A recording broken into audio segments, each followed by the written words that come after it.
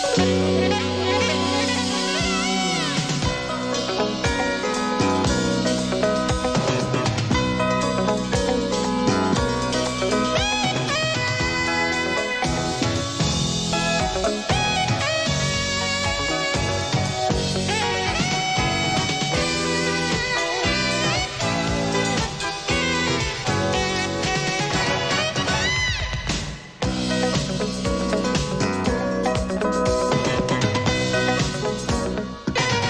don't like my job, and I don't think I'm gonna go anymore.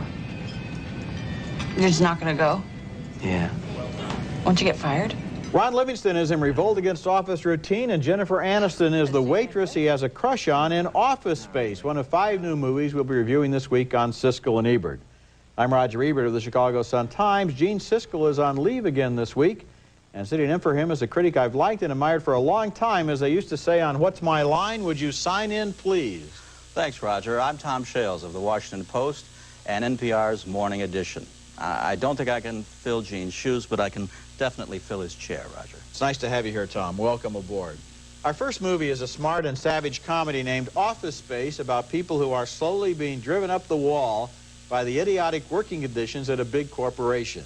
The hero, named Peter, and played by Ron Livingston, goes for help to an occupational hypnotherapist who frees him from all of his fears and obsessions. And as a result, when outside efficiency experts quiz him, Peter tells them the simple truth. I generally come in at least 15 minutes late. I use the side door. That way Lumberg can't see me. And after that, I just sort of space out for about an hour. Office Space is the first live-action movie by Mike Judge, who created the animated TV series Beavis and Butthead. This character, named Milton, starred in some funny cartoons Judge did for Saturday Night Live. Stephen Root plays the live-action version of Milton. I'm going to have to ask you to go ahead and move your desk again. So if you could go ahead and get it as far back against that wall as possible, that would be great. No, because I was... That way we'll have some room for some of these boxes and things we need to put in here. Gary Cole plays the obnoxious supervisor who conceals his hostility behind a false front of friendliness. So, Peter, what's happening? Now, are you going to go ahead and have those TPS reports for us this afternoon? Jennifer Aniston is a waitress in a nearby restaurant. She's also going crazy because of company policy. We need to talk about your flair. Well, I have 15 pieces on. 15 is the minimum. Office Space has basically the same point of view about office life as the Dilbert comic strip in last year's movie Clock Watchers, not to mention the works of Kafka and the Book of Job. It sees corporate workers as prisoners of their cubicles and victims of a management policy designed to break their spirits and make them interchangeable cogs in a machine. I really like this movie, not only for its comedy, but also for the anger simmering right below the surface. So, thumbs up from me. Well, I liked it too, Roger, especially the scene where they went out into a field and smashed a copier to bits. Something I've always wanted to do, in fact, have done in my own quiet way with a different machine.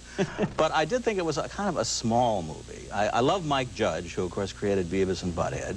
And I felt that for his first live-action movie, he should have done something a little more spectacular. This movie's pretty tiny. Well, I think one thing what he's trying to do is he wants these characters to kind of be cartoon characters. They're not real dimensional. They're not real complex in their motivations or in their personalities. They kind of walk around almost like Dilbert characters and have their opinions and so forth. But, I like the fact that they're trapped in this office, so why shouldn't we be trapped in the office, too? I suppose you're right. I mean, it's certainly going to, a lot of people are going to identify with these frustrations and this imbecile boss and all the things that he goes through at the office. And so the audience I saw it with, I guess, included some government workers, and they were applauding several times. You know, it was their chance to strike back. You know, the scary thing is that a lot of the stuff they show in this office is right out of real life. I mean, it's not exaggerated. Absolutely, absolutely. Our next film is October Sky. The heartwarming story of a 17-year-old science buff living in a small West Virginia coal mining town in 1957.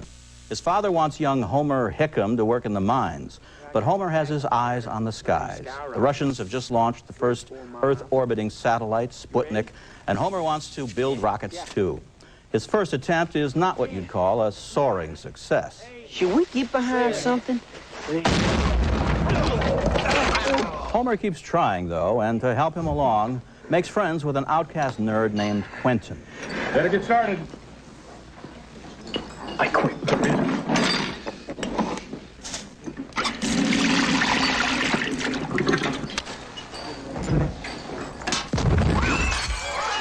Eventually, 2 other boys are enlisted in the project, and just as the U.S. space effort suffered many calamities during its first years, so do these amateur rocket scientists fizzle and fail in their efforts to get one up.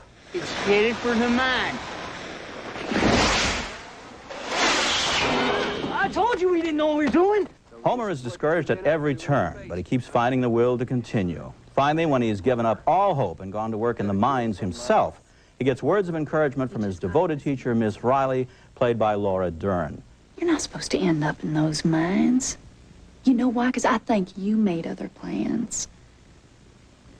I want you to know something. I'm proud of you. Just as surely as Homer is aiming for the stars, director Joe Johnston and writer Louis Kolick are aiming for the heartstrings of the audience. With a vengeance, they pluck them like mad.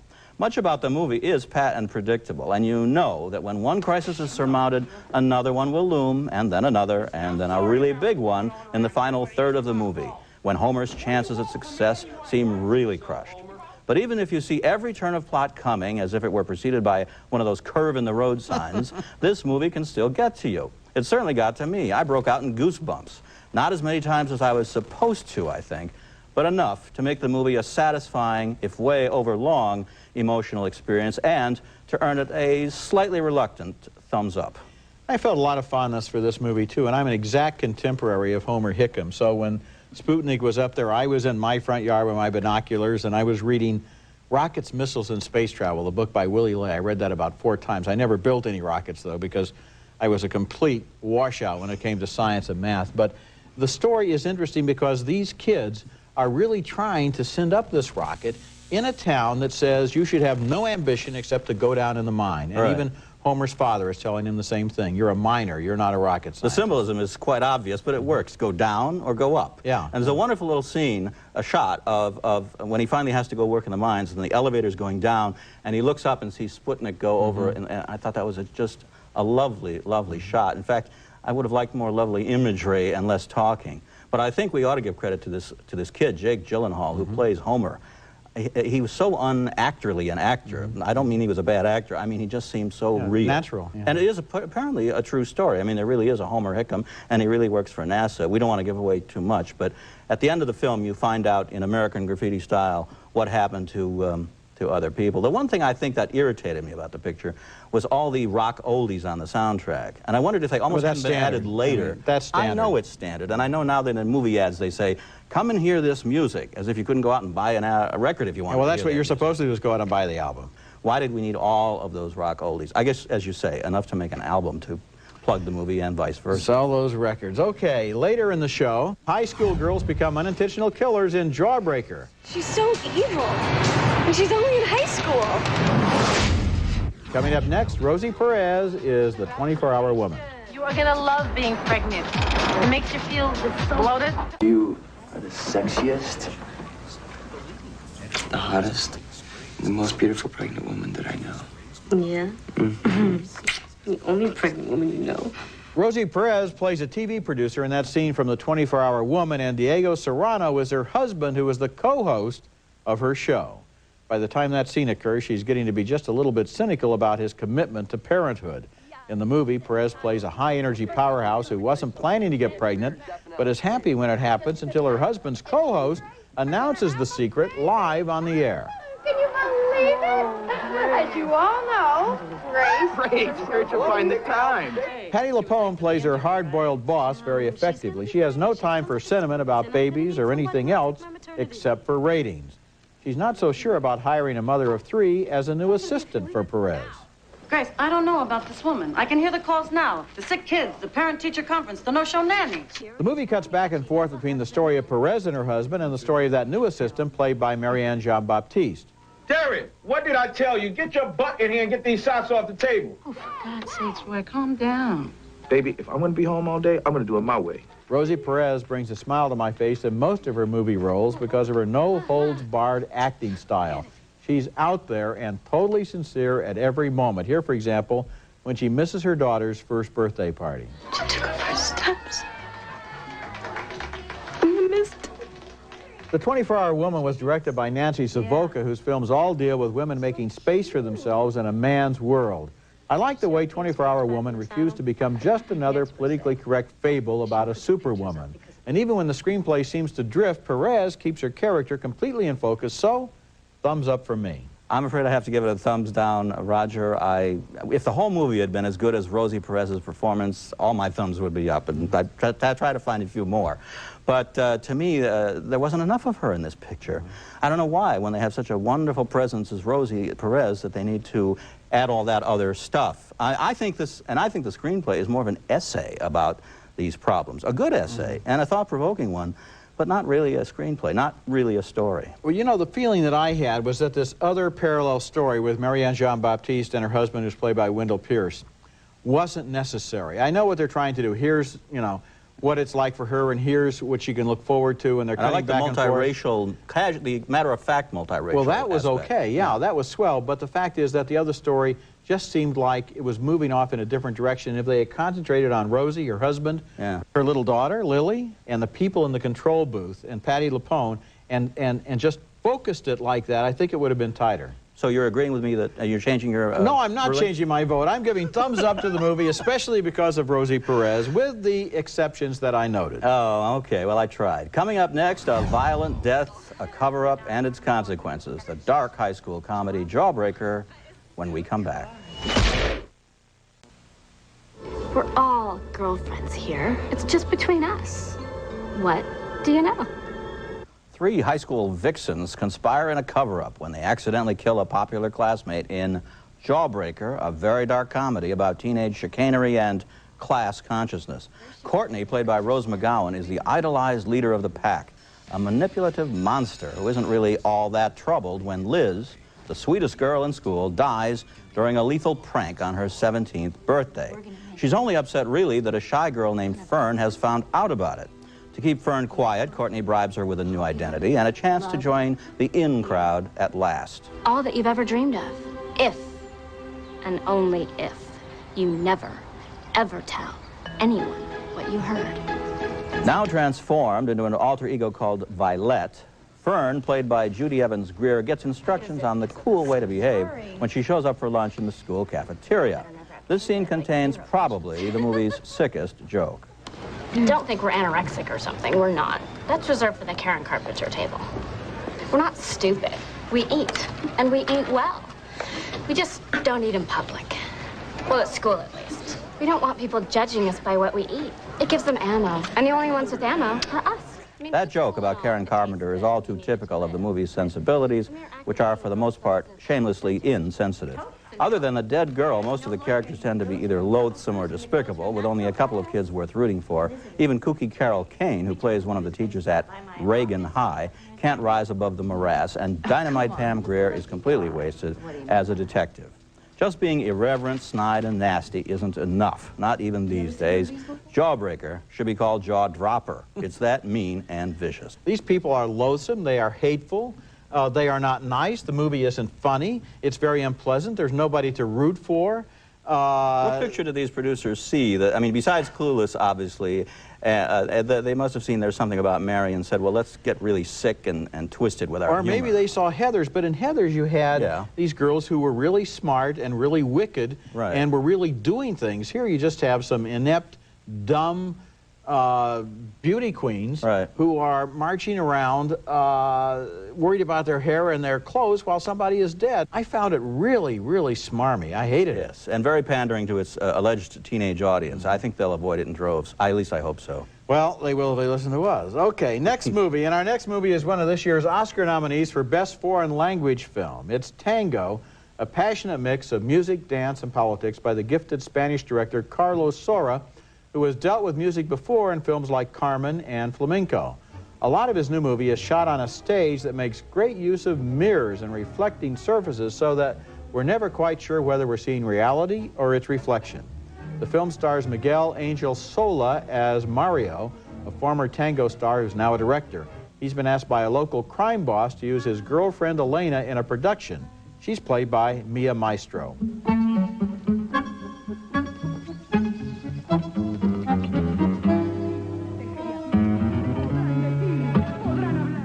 Mario begins to fall in love with her, even though he realizes that's very dangerous since her lover is jealous and deadly. ¿Te parece?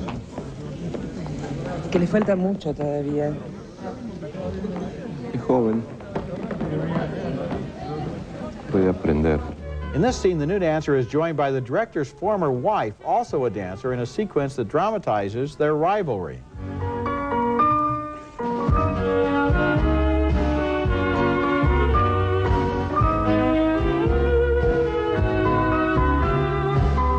Tango has a lot of music and a lot of dance, and you can relate to it just on that level. It's a musical, but it's also a complex and challenging film. This is the work of a director who's completely in control of his medium and filled with a great self-confidence. And by the surprising final scenes, it's a real pleasure to see all of the pieces finally falling into place. Oh, yeah? Yeah. Yeah, Thumbs down? Okay. It's certainly truth in labeling. I mean, there's lots of tangos. Yeah.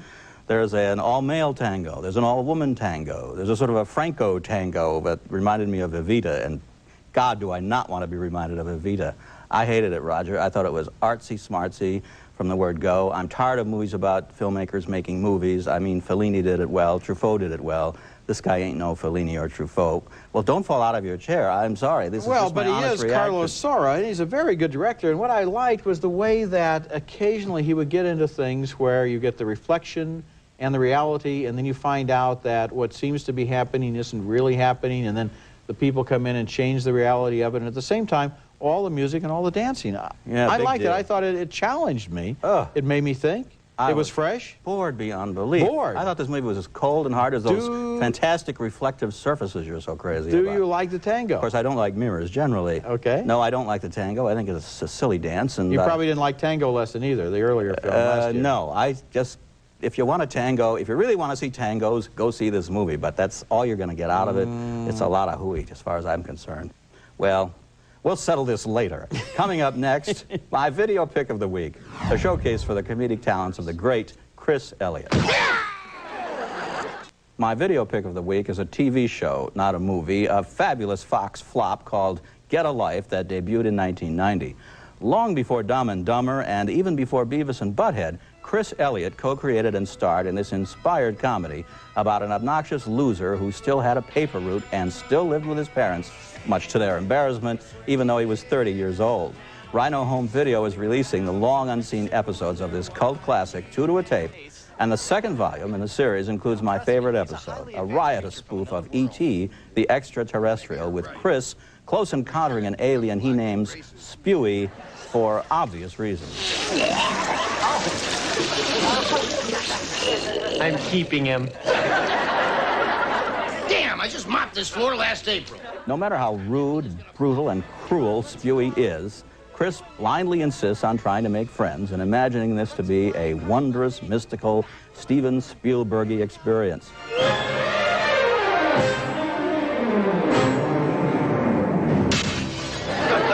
Get a Life is an acquired taste, but once acquired, very hard to give up. Elliott's co-stars include Brian Doyle Murray, brother of Bill, and as Chris's father, his real dad, Bob Elliott, half of the immortal comedy team of Bob and Ray. Like his father, Chris Elliott carved out a comedy wavelength all his own. I am thrilled to pieces to have Get a Life available again. Get a copy.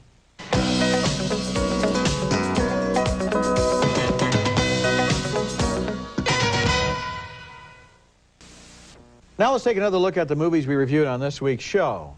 Thumbs up from both of us for the funny, smart, and savage comedy Office Space starring Ron Livingston and Jennifer Aniston. We also liked October Sky, a touching, nostalgic story about 4 high school kids who use science to escape the grim life of West Virginia coal miners.